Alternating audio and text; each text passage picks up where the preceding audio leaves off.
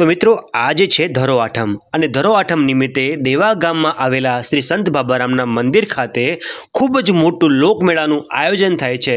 કહેવાય છે કે આ મેળો છે લગભગ છેલ્લા 700 વર્ષથી ભરાય છે। તો આવું સરસ મજાનું મેળાનું આયોજન થાય છે। આ વિડીયો તમને ગમે તો લાઈક કરવાનો છે, બધાને શેર કરવાનો છે અને કમેન્ટમાં લખવાનું છે બધાએ જય બાબારામ। हमारी साथ जोड़ी गया है देवाथी अमरा मित्र है जे अमरा वर्षों जूना मित्र है। आ मेलो केम भराय छे शू कारण छे केटला वर्षों मेलो भराय छे? 700 वर्ष जूनो 700 वर्ष जूनो मेलो छे अने मेलो कायम भराय छे। हां लोग क्यांथी आवे छे?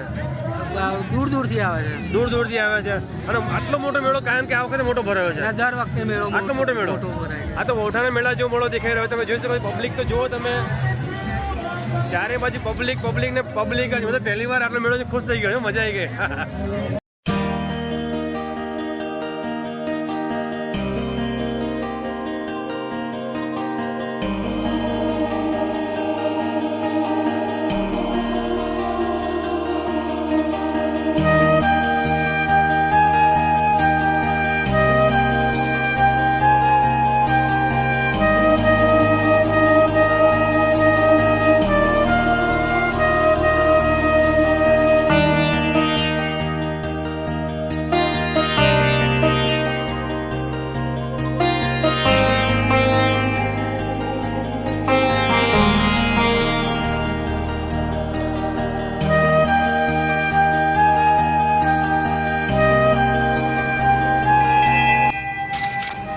વર્ષોથી અનાજ કાળથી જે દિવસથી સ્થાપના થઈ ગયા હતી ત્યારથી આઠમનો મેળો ભરાય છે। જોઈ શકો છો દૂર દૂરથી તમે ક્યાંથી આવ્યા બધા?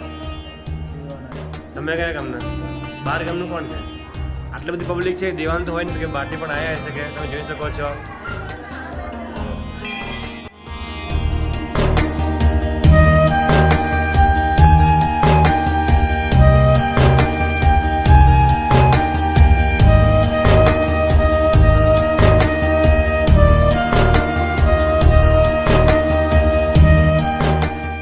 આપણે અત્યારે જોઈ રહ્યા છે આટલો મોટો વિશાળકાય મેળો ભરાઈ રહ્યો છે। તો આપણે અહીંયા આગળ આપણે જે મંદિરના જે મેઇન મહંત શ્રીની આપણે એમનું સ્વાગત કરે છે આપણા વિડીયોની અંદર।